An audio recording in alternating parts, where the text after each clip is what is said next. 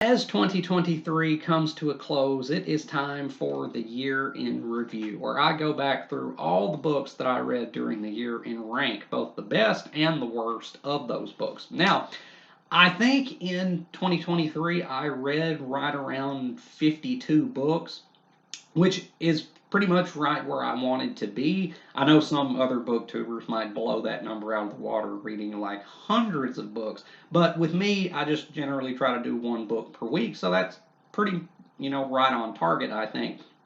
Um, but before we get into the ranking of these books, I would like to explain the rationale behind it. The individual reviews that I have done of these works, and I think I have done a review for all of them, those were meant to be as objective as possible. But not so here. This ranking is far more subjective because this is just me ranking the best and the worst books as I saw them. As that is to say, this is just pretty much how I responded to these books. Because if you've watched any of the reviews of them, you might be confused as to the ordering that I'm about to put them in, because you might be like, wait, you have lower rated books ranked above higher rated books. But again, this is just much more subjective in nature, and this is just me putting out here what I thought were the best and worst books as far as my personal tastes go. So that's not at all to say that some of these books are necessarily bad. It's just that maybe they disappointed me personally, and it's also not to say that all of these books that I rank on the best list are necessarily masterpieces. It's just that that I responded well to them myself. So I have 10 bad books and 10 good books, and we're going to alternate one after another from number 10 worst all the way up to number 1 best, going worst, best, all the way through. So, with that out of the way, join me, won't you, as I go through the books that I read in 2023 and pick out what I thought were the best and the worst. And kicking off the list with the number 10 worst book that I read in 2023, that's going to be The Prince of Tides by Pat Conroy. So this book is not a book that I would say is necessarily bad. Rather, it's just a book that I personally found rather lame, shall we say. I just did not like this book. This is literary fiction that gives literary fiction a bad name. It is so overblown, so pompous, so just up its own ass that it's kind of just ridiculous, honestly. I only bought this book, and sadly, I actually did buy this book full price. But the only reasons I bought this book were A, because I actually quite liked the Barbra Streisand Nick Nolte film that was based off this. That was a marked improvement on the source material, I think. But also because Pat Conroy is considered a very prominent author when it comes to Southern U.S. literature. And, being a Southerner myself, I really wanted to give him a go, and this is the one that's considered like his magnum opus, more or less. And having read that now, I don't really have any great desire to read much more Pat Conroy. In fact, all you Northern Yankees up there, you can have Pat Conroy back. We don't want Pat Conroy down here. We'll take Faulkner, we'll take Flannery O'Connor, we'll take Cormac McCarthy, but you can have Pat Conroy back, because honestly, I just found this book, it's just so lame. It really is. The writing is pretty florid, but the book is kind of uh, just, it gets kind of downright ridiculous at times, and the movie really did better by the story by cutting out all that ridiculous nonsense about tigers and dolphins and crap like that. This book, it's again, it's not bad, and this is like prime book club kind of book, but still, it says precious little. But my word, it takes its time saying what little it does. And honestly, I just thought the premise of this was too thin to support its nice 700 uh, page count. So it's not a bad book, but I just thought it was lame. So yeah, at number 10 worst, we have The Prince of Tides by Pat Conroy. And at number 10, best, we have Confessions of an Anti-Natalist by Jim Crawford. So I guess I'm perhaps a bit biased when it comes to this book because, I identify quite strongly with the sentiments behind it. But honestly, I just found this book a really great primer, I think, for the philosophical waters of antinatalism. It's very kind of street level, very colloquial. But Jim Crawford still can write, actually, and he covered a lot of ground in this, utilizing both the summation of the work of certain philosophers, but also through personal anecdotes. And honestly, I think it just comes off quite well. It's a book that is part memoir, part rumination on life and how bad it kind of is at heart. But I think he really does an excellent job of getting across these tenets that he wants to get across. He does so in a very entertaining manner. So yeah, this book, it's not the most thorough, like I said in the review of it. It's not the most thorough exploration of the topic, but it's still a really great book, and again, I think a really great primer for this. So, if you have ever felt that life is terrible and that it sucks and that it should not be furthered, but you haven't really, had the you haven't really learned how to put so much of those notions into words, maybe give this a go because I think it may say certain things that might resonate with you if you are in a certain state of mind. So yeah, number 10 best of 2023, Confessions of an Anti-Natalist by Jim Crawford. And at number 9 worst book of 2023, we're gonna have to go with Under the Volcano by Malcolm Lowry. And this is another example of a book that isn't, I guess, technically bad, but my lord, did I dislike this book. This was one of the most miserable reading experiences I have ever had. And this is considered like one of the most preeminent works of the 20th century. Like, this is up there when it comes to ranking 20th century literature, and I don't get it in the slightest, and I disagree wholeheartedly because I thought this book was just a formless blob of crap. If you like reading 400-page books about sad, pathetic people drinking copious amounts of alcohol and chit-chatting about basically nothing, give this book a go. It will suffice, I would say. But if you like something that has some kind of plot to it or that actually does something, I would say avoid this book like the plague because I don't really think this book did anything. I don't think this book accomplished anything. It was so freaking boring. It was just a slog getting through this. I did not glean anything particularly profound from this. The characters were pretty good, I'll say that, but they're still so sad and pathetic, and it's just kind of just miserable reading, honestly, that I don't understand the acclaim for this book in the slightest. But again, maybe it's not technically bad, although I will say, good God, the punctuation in this thing is some of the most insane I have ever seen in my life. I don't understand the logic behind any of the punctuation that Malcolm Lowry uses in this book. I mean, you've got parentheses, you've got end dashes, you've got commas and semicolons just slapped on there seemingly at random.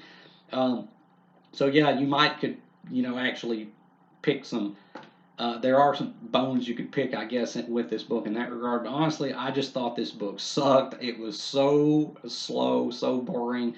Maybe I'm just a Philistine, but I got better things to do than waste my time reading dreck like this. So, number 9 worst book of 2023, Under the Volcano by Malcolm Lowry. And number 9 best book of 2023 is going to be Ring by Koji Suzuki. So this, of course, is the source material for the popular Gore Verbinski film, The Ring, from like 2002, I think, which is itself a remake of a Japanese horror film. But I ended up liking this book far more than I was actually anticipating. It's pretty well written. The characters were good enough, I guess, but the central mystery of this book was really, really compelling, I thought. And this is it is a horror novel, but it's really more of a mystery novel. But it's actually a really engaging mystery, I think, because it feels like a real mystery. Like they're doing real detective work here. Nothing is just handed to them. There's no red herrings or anything. Well, scratch that. There's one thing that's handed to the protagonist at the very, very, very end of the book, which I actually did not like, and you can see my review for that. But by and large, this book comes off really well. It's engaging, very compelling, I think. It has a great atmosphere to it where it's kind of dreadful in a lot of ways. But yeah, I like the Gore Verbinski film, even though I didn't think it was necessarily the scariest thing ever. This book is not the scariest thing ever, but it does a really good job of sucking you in. And honestly, I just thought this was a pretty neat little surprise. I didn't really go into this expecting a lot, but I got out of it more than what I thought I would. So yeah, Ring by Koji Suzuki, number 9 best book of 2023.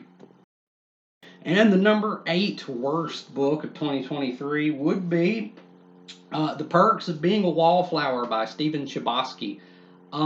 This is yet again another book that I won't say is necessarily objectively bad, but oh my goodness, how I detested this book. To put it simply, this is the single most manipulative and exploitative thing I have ever read in my life. And this book gets compared so much to J.D. Salinger's The Catcher in the Rye, but it's no contest. The Catcher in the Rye is it's a classic. This is a pale imitation of that because this couldn't even create compelling angst with its characters and its story without resorting to the lowest form of exploitation. Like it really feels like Stephen Chbosky just read an article in a magazine about issues affecting today's youth and just crammed all that shit in here. I mean, he has everything in here. We've got drug use, we've got abuse, we've got um, romantic friction, we've got what I can only assume is some kind of undiagnosed autism. Um, we've got issues with sexuality. The only thing he didn't throw in here, I thought, was like molestation. I was like, I don't think anybody's gotten molested yet. But then he threw that in too at the end. This book was so calculated. It felt like that I could not respect this book. It felt like Stephen Chbosky was behind the keyboard saying, well, if they didn't cry when he had to drive his sister to the abortion clinic, well, just wait till they learn he was molested as a child. Like it's just so many hot button issues all crammed into one very thin book, and it is an overload. I have absolutely no respect for this book because it's so cheap and it's so low in its approach.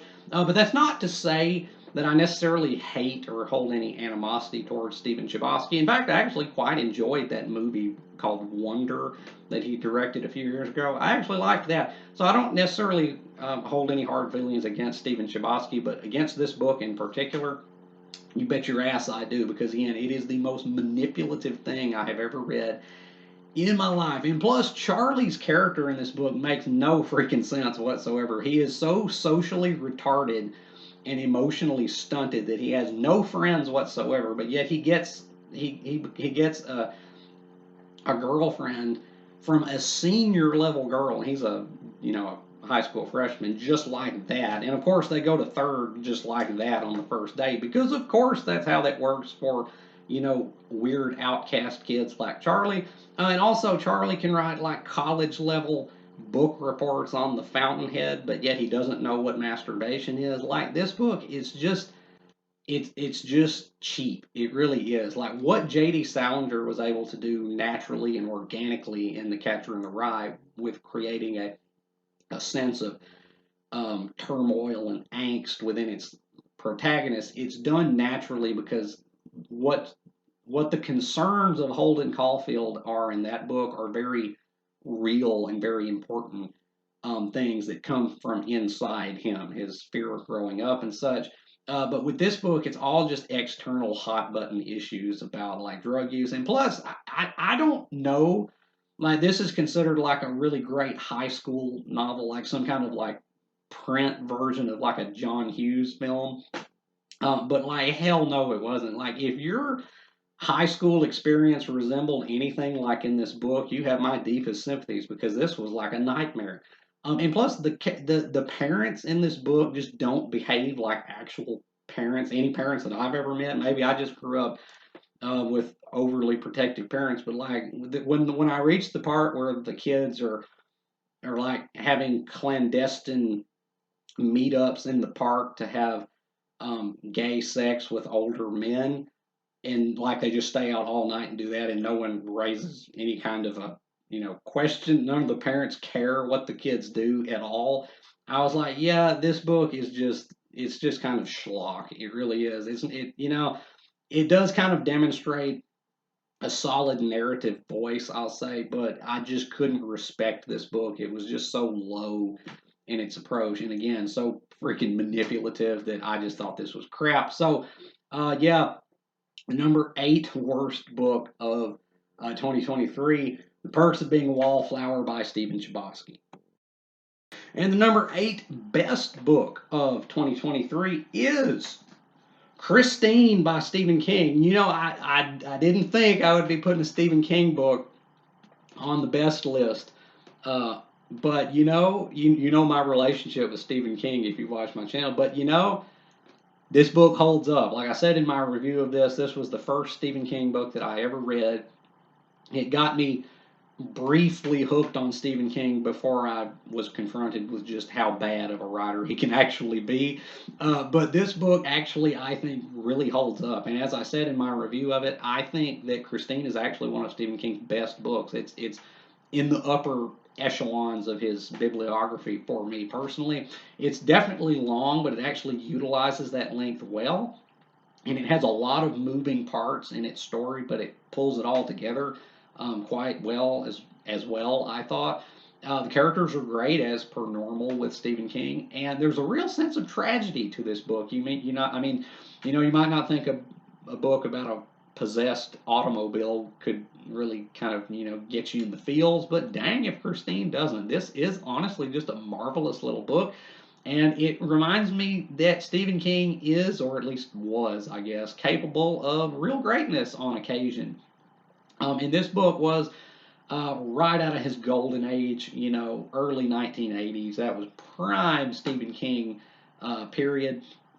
And this book is a great example of that. It really is. It's a fantastic read.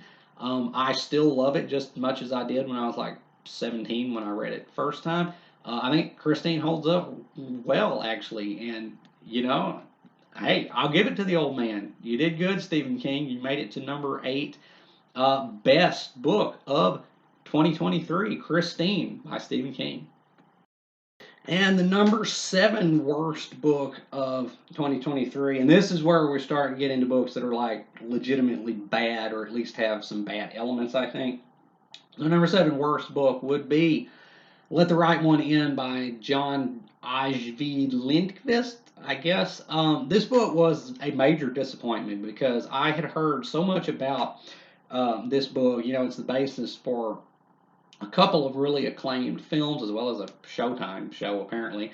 And I thought this was just going to be like a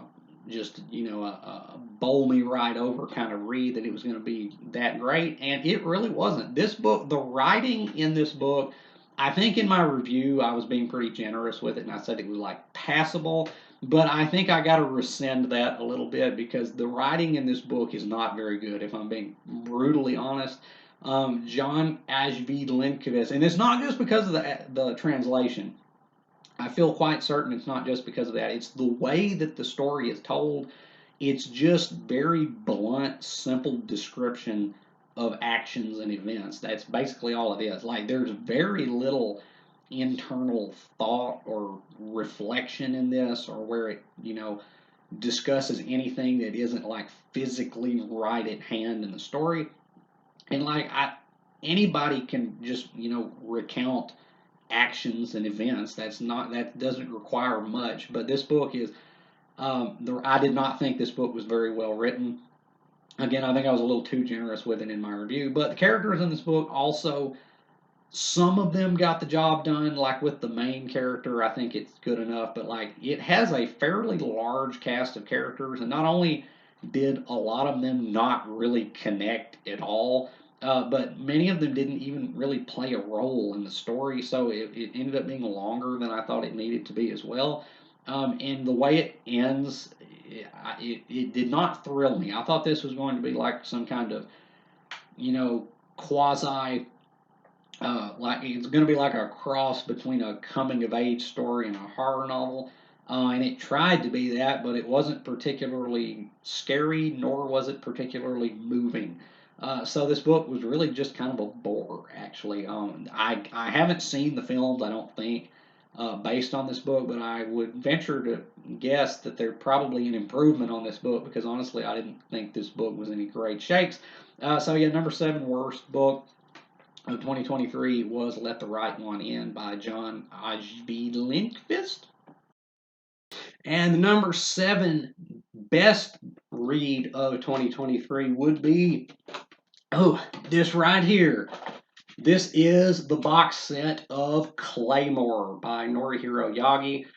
So this was my first foray into the world of manga. And, it was a pretty good success, I think. I thoroughly enjoyed this. It may not be the deepest thing that I've ever read, but I really, really did like it. It's such a great adventure. It's too long. There's far too many characters to keep track of. But it's still incredibly engrossing, I think. Very thrilling. Some good artwork and some nice, attractive ladies, as you can see, as the protagonist, which went a long way to redeeming it in my eyes, I guess, whatever faults it may have. But yeah, it was also remarkably touching at parts. This is actually one of the very few works that has ever made me kind of tear up a little bit. That ending really kind of got me. So yeah, this is not perfect. It definitely has its faults, but it's still a really, really great work. And also, I got this dope as hell box set for like $150 on Amazon. So it looks good on the shelf, I'll say. But yeah, my first foray into manga was a really positive experience. I really liked this. Again, good artwork, good characters, even if there are too many of them. A really thrilling, adventurous story. Yeah, I just really like this. So yeah, number 7 best read of 2023, that would be Claymore by Norihiro Yagi. And at number 6 worst read of 2023, we have City at the End of Time by Greg Bear. So this was a crushing disappointment because I really expected big things from this book. I was really looking forward to reading it. I thought it was going to be just really pay out, but it really didn't. But I want to say this is a book this is genuinely a bad book. However, it's bad in a respectable way. This is pretty obviously the product of a talented and normally good author reaching beyond his grasp. This book is insanely high concept, like to the point where a lot of it I'm not even sure exactly what happened. It's very, very hard to grasp at certain points, like what's physically happening. But beyond that, the characters in this book were among the worst I have ever read, ever. Like there was no effort whatsoever put into trying to make these characters rounded and human. They are nothing more than names. But the ideas that the book plays around with were cool. They really were. That's why I, picked the book up to begin with. But you cannot sacrifice the human element for the ideas alone, and that's what this book did. But the way it articulates its ideas, so much in this book just is not explained. Like the ending, I don't have a clue what actually happened in this book. And I don't really care to find out because it wasn't investing on an emotional level. It was very dry, very flat. But it did have some cool science at its heart. But yeah, this is a book that this is genuinely bad, but it's bad in a way that I can at least respect. But yeah, it did not pay out the dividends that I was hoping it would. Although I will say that the writing in this, the actual prose, is pretty good actually at times. So it had some decent writing to actually pretty commendable writing. Um, but the characters were atrocious, and the ideas were so grand that it could not properly articulate them, and so much is just not explained, and it's kind of just incomprehensible. So yeah, at number 6, worst read 2023, City at the End of Time by Greg Bear. And at the number 6 best read of 2023, we have The Crow by James O'Barr. So, this was actually, I think, the most recent read that wound up on this list. Uh, Great comic, absolutely great comic. You know, this is the basis for the film with Brandon Lee in it. R.I.P. This kicks ass. It really does. The art is so striking, even if it does kind of occasionally get a little bit murky because, oh my goodness, there is so much black in this comic. But this is just, it's very, very viscerally powerful in an emotional sense. Um, the artwork is good as well, I think, on the whole. But it's also the single most gothic work of anything I have ever read.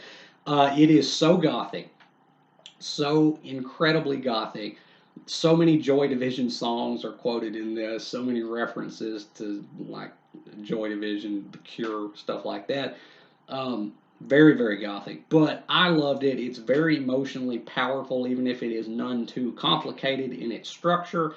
It's a pretty standard revenge tale, except with a supernatural element. But it hits hard. It really does. I love this. This is one of the best comics I've read in some time, or maybe ever.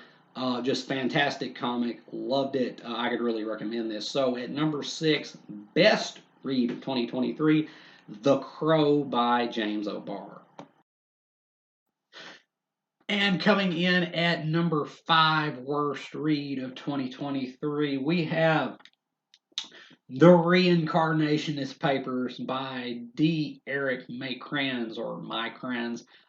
This book was a whole lot of nothing. It really was. I've never read a book that could have, and by rights should have, been so much, but which ended up being so little. Like, there is a serious dearth of substance to this book. It's about a guy who learns that he is a reincarnationist, one of a very select few people who, for whatever reason, don't ask me because it's never explained or even explored in this book, can reincarnate after death, and they keep coming back. And this was such fertile soil, I thought, for the exploration of certain interesting questions and subjects. But Mr. Makrans or Mykrans, whatever it is, apparently did not see it that way, and so he wrote the dullest, most uneventful story I've ever read of this sort. I mean, nothing happens almost in this book, and it's just nothing but a catalog of missed opportunity and wasted potential because this had so much potential to it.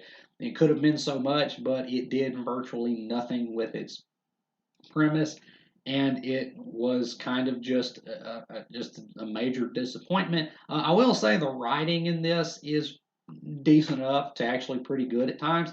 So I didn't really have any big complaints with the writing, and the characters were okay. So it's not like just atrociously bad, but when you consider what it could have been, what it could have done, and how it just didn't, this book is really just a crushing disappointment. So yeah, the number 5 worst read of 2023, The Reincarnationist Papers by D. Eric Makrans or Mykrans, whatever. But the number 5 best read of 2023 was To Hell and Back by Audie Murphy. So you probably know who Audie Murphy was. He was America's most decorated soldier. I mean, practically freaking Captain America in World War II. He won every major award, every award period I think that you can win, some of which I think he won more than once. Then he became an actor in Hollywood, had a pretty eventful life, I will say. And this is his memoir of his time during World War II. And this is one of the most eminently readable memoirs I have ever read. He did not write it, or at least did not write the entirety of it by himself. Rather, he collaborated with a ghostwriter. But this reads like a novel. In fact, the majority of this book is dialogue, which is very unusual, I think, when you're reading a memoir or a non-fictional piece.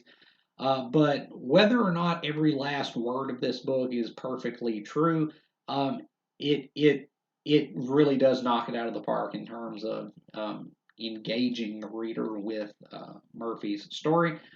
This is, if like, what he did was truly death defying. Like, he truly defied death. Um, a lot in this book. He earned every one of those medals and awards which he won. This is, some of this is like truly almost unbelievable, but it is a very engaging and compelling tale of heroism, and a very quiet and humble heroism at that. But again, it's just eminently readable. It's very well written too. It's kind of downright poetic at times, actually. And this is actually one of the best memoirs I think I've ever read. Even if every last word of every last conversation may not be, strictly speaking, factual, the overall effect more than makes up for it. And yeah, so number 5 best read of 2023, To Hell and Back by Audie Murphy. And the number 4 worst read of 2023, probably the most controversial book on this list, would be this book right here, The Turner Diaries by Andrew MacDonald, or really William Luther Pierce. If you don't know what this book is, check out my review of it. I'm not going to go into re-summarizing the whole thing here, but this book is morally reprehensible, for one, but also it's written with all the inspiration of an IKEA manual. It is very dry. It is very um, removed emotionally, to where there's no impact to any of this. It's just a kind of a dull catalog of events, which culminate in genocide, basically. But yeah, this is not a good book from both an ethical or from a literary standpoint. Now, I want to say this, because I know a lot of people out there are saying, how in the hell can this not end up as number 1 worst? Like, what? How are you putting this only at number 4 worst? And I will explain for 2 reasons that would be. One, because this book, as horrible as it is kind of morbidly fascinating. It will keep you turning the pages, if only to see what fresh atrocity awaits you on the next page. And my goodness, there's a lot of atrocity in this book. But it is, again, kind of fascinating in a morbid sense. So there is a certain element of entertainment to this, as low and kind of deplorable as it is. But another reason, as I mentioned in my review of it, as much as I hate to give this book any kind of due, there is actually some truth in this. Not by any means in the views which it espouses, and the not by any means in its morals or its ethics. Not that. I mean, like what I said in my review of it, certain observations that it makes about society, and certain predictions that it made about society, are unnervingly kind of on point, actually. That's by no means, again, I want to hammer that home, that is by no means an endorsement from me of the book or of its viewpoints, by no means. But it's, again, like I said in my review, as much as it pains me to say this, there is actually some value to this book, because certain, again, observations that it makes about society and where society was at that time kind of going in terms of well, I'm not going to go too deep into it, but again, the views in this book are horrible, evil. Don't buy into those by any means. I don't by any means buy into that. But the book does say some things that do ring kind of disturbingly true and kind of depressingly true. So this book it's bad. Don't read this book. Um, Even though it is kind of it's entertaining in like a interstate pile up train derailment kind of way. It's bad, but you kind of can't look away once you're in it.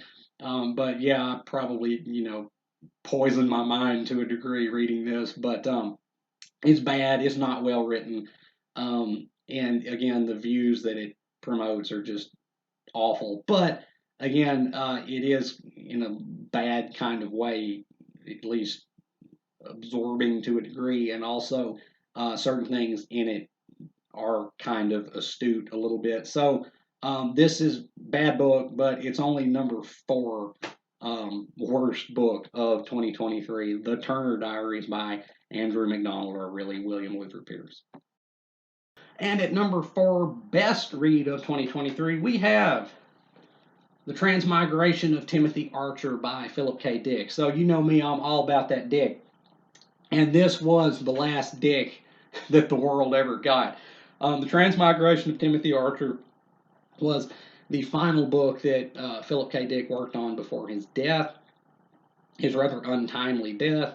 But I think this is his best, actually. Now, I will say this: this is not my favorite PKD novel. I think The Man in the High Castle will probably forever be my favorite Philip K. Dick book, just because of what that book says and what it says to me, what it means to me. But from a removed objective standpoint, I think this is actually like his masterpiece from a literary standpoint. As a work of literature, this is like, I think, as good as Philip K. Dick ever got. This book is honestly kind of a masterpiece, actually. The writing is actually a notch above what it normally is, because Philip K. Dick usually wrote in like the dullest, most plain prose ever. But this book really kicked it up a notch, and it's really a cut above his normal output. Also, the characters are actually good in this. In fact, the narrator of this book is probably the best character that he ever wrote, period. And it really helps this book. It really reads very engagingly. And also, this book is very emotionally impactful, actually. With Philip K. Dick, you usually come for the wacky, outlandish sci fi concepts and the philosophizing, but you don't usually really expect to be touched in any kind of emotional capacity. But this book really does. This is actually a very emotional book at times. There's a lot of emotion to this, a lot more than I was expecting out of a Philip K. Dick book. Yeah, I think this really is his masterpiece, and I guess it's fitting that this was the capstone of the career, because this was the last book. Well, I mean, we've gotten posthumous books since then, but as far as books that he actually worked on and completed during his life, this was it. And yeah, he went out on top. I love this book. It is a great book, and not just great for a Philip K. Dick book. It is a truly masterful work. Period. Great book. I could highly recommend this, and I could recommend this to people that don't really like Philip K. Dick or science fiction, because this is not a science fiction book. Actually, it's a very against type, atypical kind of book for Philip K. Dick, but it's a knockout nonetheless. So the number 4 best read of 2023 was The Transmigration of Timothy Archer by Philip K. Dick. And the number 3 worst read of 2023 was Hiroshima by John Hersey. Thought it was Hershey for a second. John Hersey's Hiroshima. This book was so much less than what it really needed to be. This book, if you don't know, this was the first work of journalism to be published in America, or I guess really just the world, or at least the Western world, certainly, about the bombing of Hiroshima and Nagasaki. And it was published, I think, 1 year to the day after that happened. And it's very apparent reading this that this was something that was very, very hastily written, to the point where it's pretty much just tossed off. Like, this is not anywhere close to what this needed to be to actually do justice to its subject as well as the subjects that the book follows. The people, I think it follows like 6 people, none of whose names I can remember because they're just nothing more than names, and that's one of the book's major failings. But the biggest failing that this book does is that it takes an event of unimaginable devastation in which thousands of people were just annihilated, and it makes that be about as engaging as watching paint dry. It truly is just a dismal failure of a book, I think, and I didn't critique it that harshly in my review of it, but with time comes perspective, and my perspective on this book now is that this is an abject failure of a book. It's so thin, and there was so much more that he could have done. He doesn't go into any kind of depth with these characters in regards to their lives prior to the bombing. Literally, the bomb drops in like the first paragraph, and then it's just like, oh, everything's on fire, everything exploded. But it describes it like something I would have written in 10th grade. Like, it's a very badly written book. And it is very clear reading this that this was just slapped together to try to be the first guy to write about this, and in doing so, he did a massive disservice to the subject and the subjects of this book. Yeah, this book pretty much sucks. If you want to read something about Hiroshima and Nagasaki and the bombings in Japan, there's got to be better stuff out there by now than this, because this is piss poor, honestly. So, the number 3 worst read of 2023 was John Hersey's Hiroshima. And number 3 best read of 2023, and here is where I fear I'm finna lose some people, but be that as it may, for me it was Atlas Shrugged by Ayn Rand. So I am well aware of the reputation that this book has, but this book nonetheless still impacted me very, very deeply. Although I'll try briefly to kind of say how that was, because, like I said, I'm well aware of the reputation this book has, and beyond that, I'm well aware of how it kind of affects most people. Like they say, when you read this at 17, you're just like, I am John Galt. The world doesn't move except by my hand. You're kind of like top of the world, that kind of thing when you read this. Okay, that's not what this book did for me. In fact, I tried reading this when I was 17, I think, and I DNF'd it because I found it very cold and seemingly inhuman, and also it was just kind of dense and boring. So it did not impact me like that. Rather, this book really, really made me, more than perhaps anything I've ever read, reconsider certain notions regarding ethics. And moreover, it served to really confront me, I think, with just how little you actually have a right to expect in life. I'll say that.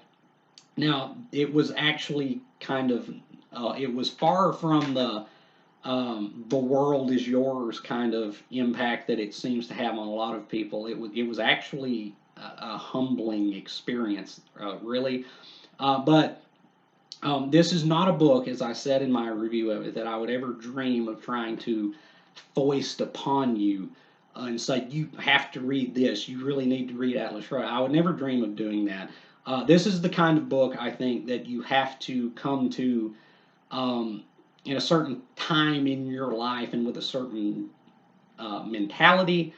And if circumstances had been different, this book might not have resonated with me as strongly as it did. Maybe if I wasn't watching the country go down the shitter, helmed by a government that is so deeply corrupt and so hell-bent, seemingly, on trying to deprive its citizens of liberties, maybe this book wouldn't have hit me like it did. But such as it was, this book hit me pretty hard, actually. But like I said, I would never dream of trying to just thrust this upon you and say this is something that you just absolutely have to read. However, that being said, I will defend this book to an extent because, as I said, being aware as I am of this book's reputation, this book frequently crops up on lists of like the worst books ever written, the worst books someone has ever read.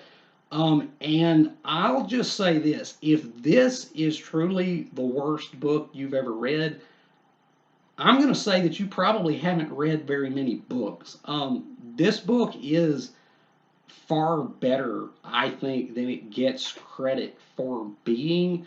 Um, I mean, honestly, this book wasn't really bad at all. You can disagree with the ideas at its core, but honestly, Ayn Rand could write, y'all. I mean, she could write. Now, the characters are on the stiffer side.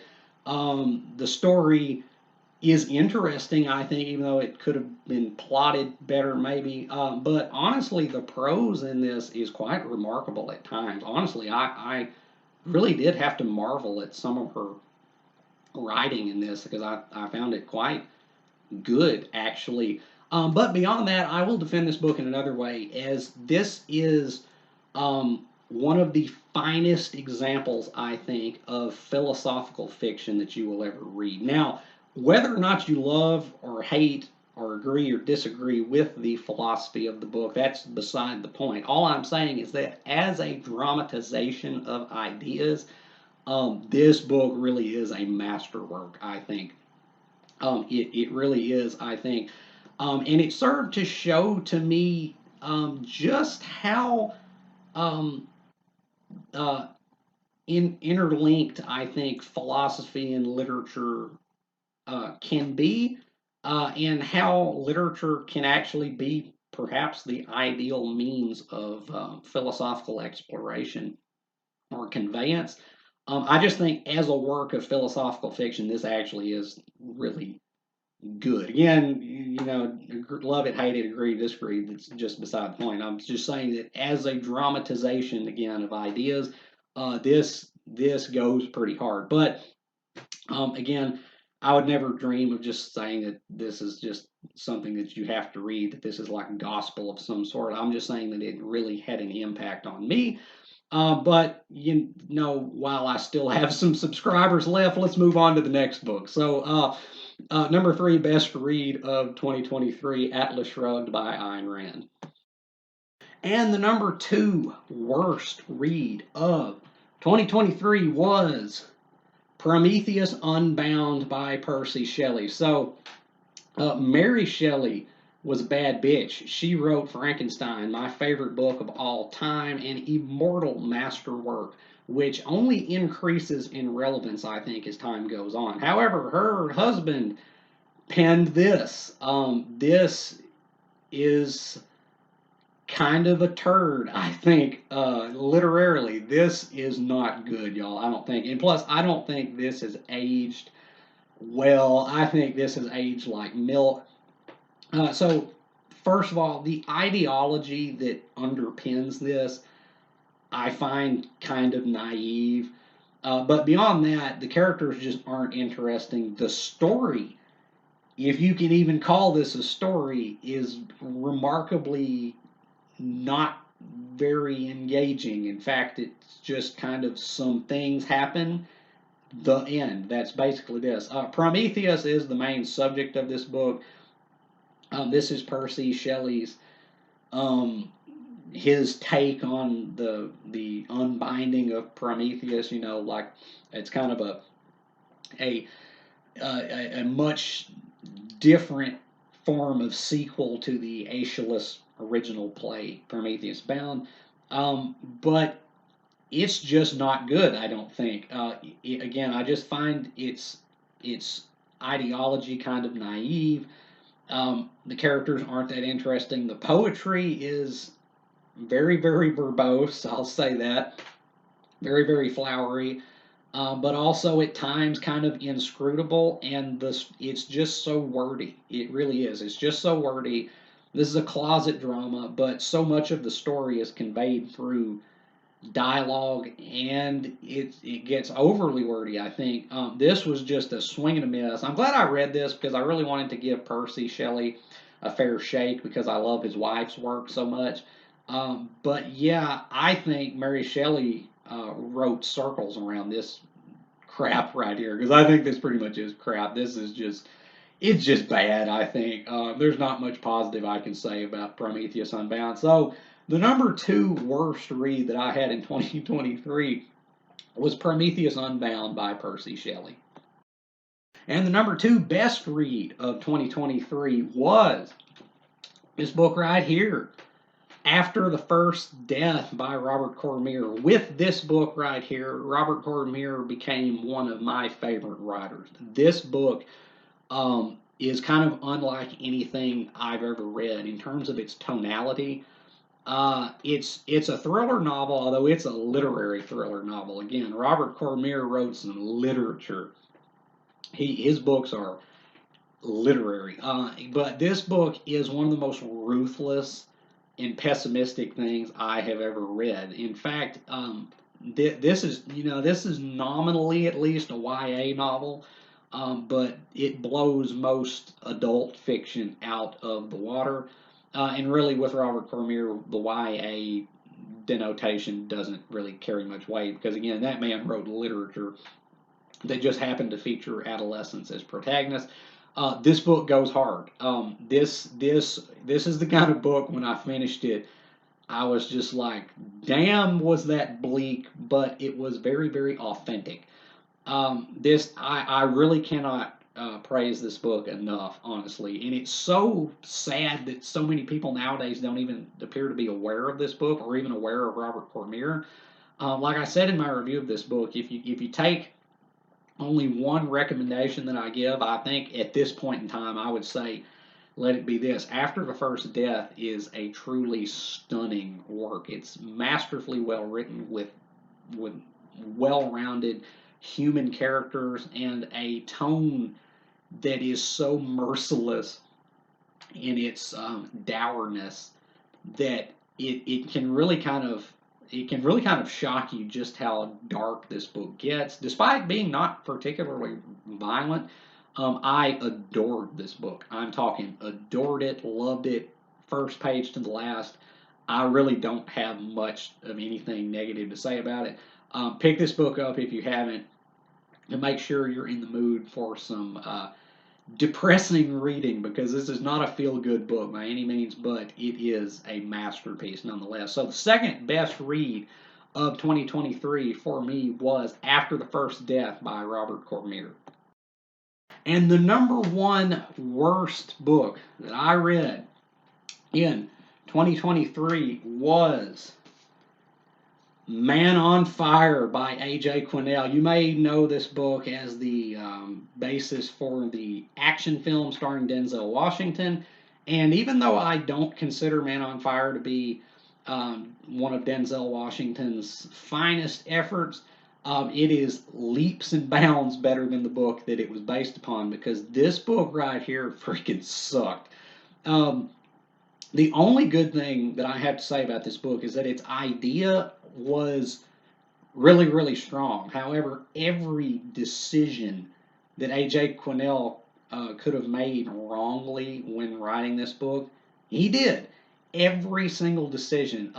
This book, it is such a disappointment because it's nothing but a catalog of failures, and it ultimately doesn't do service to the strength of its core idea, which is about a jaded, at the end of his rope kind of guy who is recalled to life by the good graces of a precocious young child, and when that child is taken from him, he is on a mission to avenge that death. And that idea is rock solid. But again, everything that A.J. Quinnell did with that idea fell absolutely flat. The writing in this is incredibly dull, incredibly uninspired. Everything is told not shown and told in the most artless info dump kind of manner possible. The characters in this suck by and large. Um, Also, there is an unbelievably bad romantic element in this, which had no place in this story whatsoever. I mean, it took this book was just kind of middling. It was pretty bad, but then when he introduced that romance, it was like, oh hell no, this just went to just bottom of the barrel levels. And also this book, there's so much sex in this book that didn't need to be in there. It's really very, very salacious, and it kind of got distracting after time. And I think it's been a while since I read this. I read this earlier in the year. But I think he was really kind of trying to push some kind of subliminal message in this, that like the only proper position in which to have sex is missionary. There's kind of this thing that recurs where it's like when the characters have sex properly, um, it's missionary style. He kind of makes it clear that woman on top he's not so much a fan of, or at least it struck me that way. But anyway, there's just nothing to recommend about this book. It is so bad in every respect. The writing, the characters, the romance is like nobody wants to read about like a 49, 50-year-old dude, banging and impregnating a girl that's quite literally young enough to be his daughter. Ain't nobody want to read that. And then it took just this bitch ass way out at the end. The movie again. I don't really adore that movie, but the ending to that movie is that hits hard. I mean, it really does. Whenever she runs up to him and he says, "Your mom's waiting. You're going home. Where are you going?" "I'm going home too." Like that hits hard. It really does. The ending saves that movie.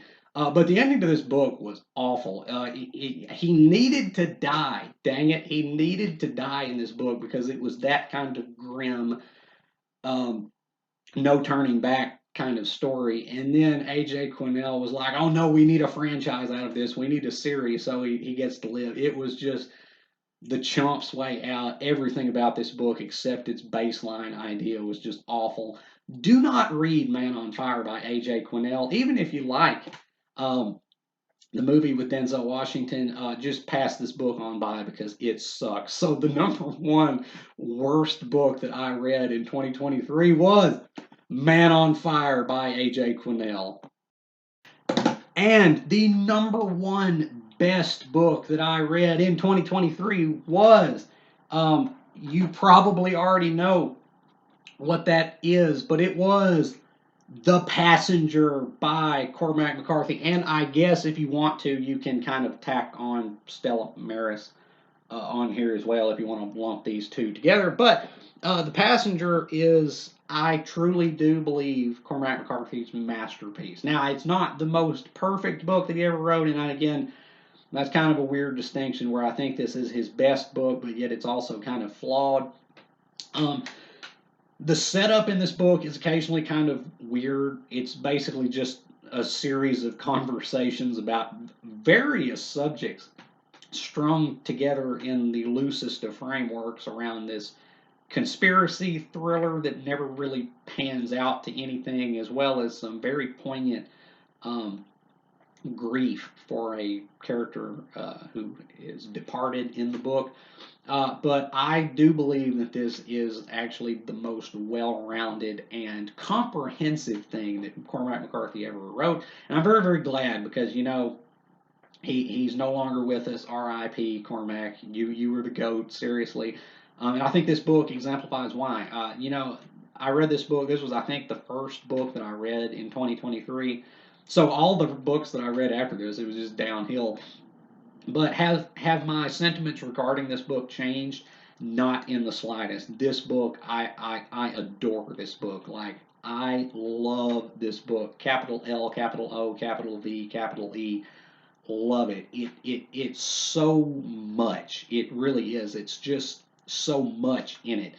It's unbelievably thought provoking. Like he really fuses his kind of typical philosophizing with some real hard physics and science and mathematics to intriguing effect, I think, and as well the emotional core of the book of the grief and the longing and the remorse at the heart of this book is, I think, probably the most impactful thing that he ever wrote. The only book of his, as far as I'm concerned, that has the level of emotional impact as this, or is even in contest with this in that area, is The Road. But I think this book actually surpassed that in terms of emotion. And this is just everything that I want literature to be. It made me think, it made me feel, and my word, as we would have expected, it is gorgeously written.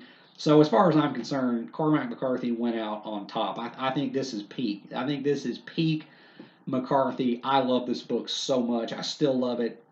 I hope to always love it.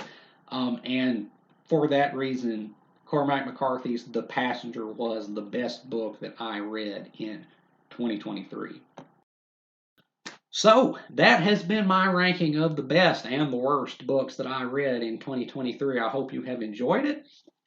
Um, um, yeah, it was a good year for me reading. I got a lot read. I don't know if it's my personal best in terms of the amount of books I've read, but I hit my goal, I think. So I'm happy with what I got accomplished. Um, yeah, and here's to reading in 2024. I hope to do as good as I did this year. So, as always, if you have enjoyed anything you've seen or heard here today, remember to hit that like button and subscribe. I would really appreciate it. And as always, until next time, peace.